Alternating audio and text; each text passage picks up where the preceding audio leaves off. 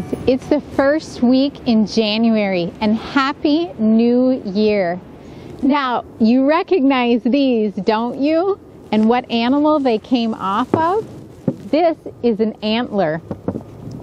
Mr. Payne earlier in an episode of This Week in the Wild taught us that the boy deer grow antlers. Now, the antlers grow right out of the top of their skull, and they're made of bone.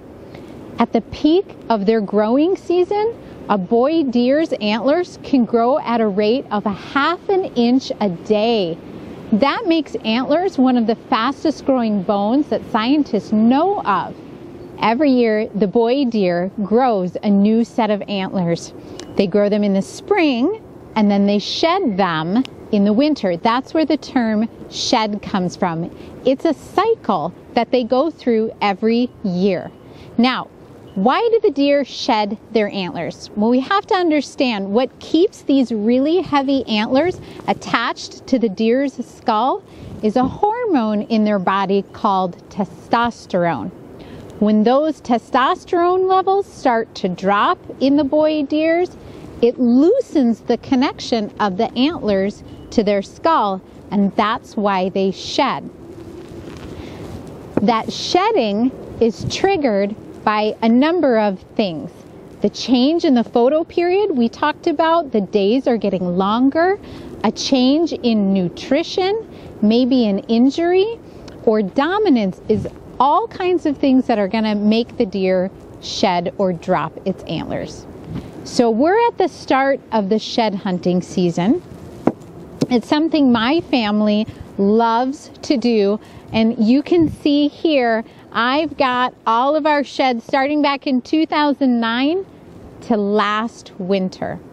When I laid these all out by date, I started to notice that earlier in the season, when we find them in January, they're quite large, and they get smaller with our later season finds down into April.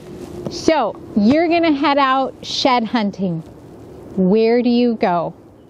You can shed hunt on public DNR lands that are wildlife management areas. We have a couple really close to Corey Hill Park that are great places to get outside and go shed hunting.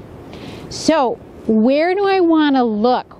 There's really 4 places I find success. The first place I go to is anywhere where I find the deer have been bedding down. They're laying down, and when we've got snow on the ground, you can see the deer beds a little more clearly because the warmth of their body will kind of compress and melt away the snow. The next place I go look is anywhere the deer are feeding. Those are the 2 places they spend the most amount of time. The third place I look is on trails, really cut trails that are obvious the deer have been following that, and it often goes between the bedding and the feeding area. And the fourth and last place I really concentrate my searching is any place there's a crossing. So that might be a riverbed, a ravine, a ditch.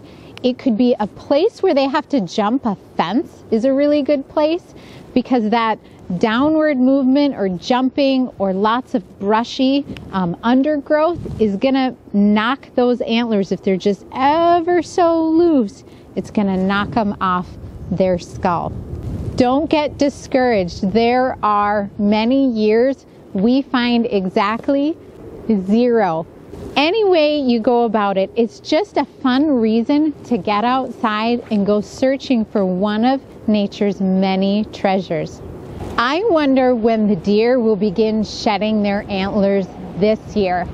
I wonder why I tend to find larger sheds earlier in the season and smaller sheds later. I wonder.